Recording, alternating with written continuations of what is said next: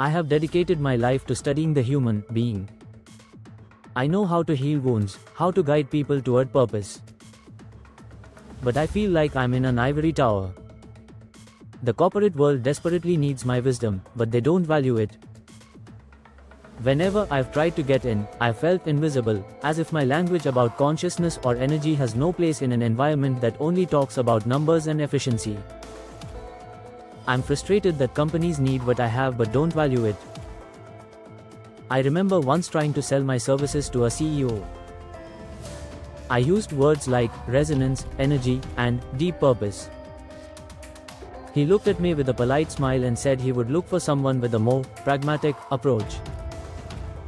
That day, I felt my voice had no place in that world. I realized there was a translation gap between my language, which focused on the soul, and the pragmatic, results-oriented language of business. My ego pushed me to impose my vision without adapting it, which made me seem irrelevant.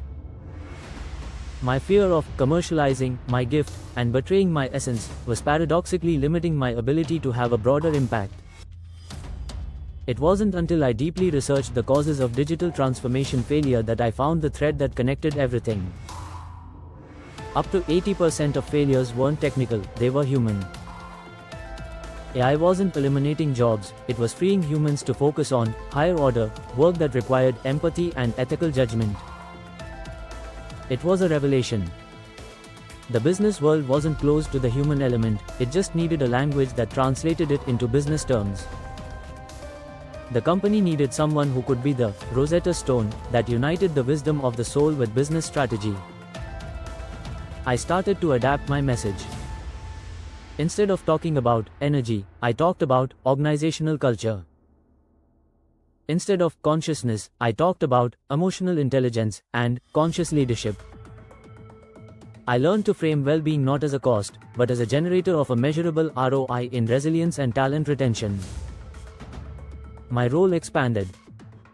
I stopped being a coach for individuals and became a strategic bridge between the soul and the business. Today, I earn a stable income with my passion and bring my wisdom to an audience that urgently needs it, without losing my authenticity. I've learned that the true power of wisdom is its ability to transform itself in order to serve.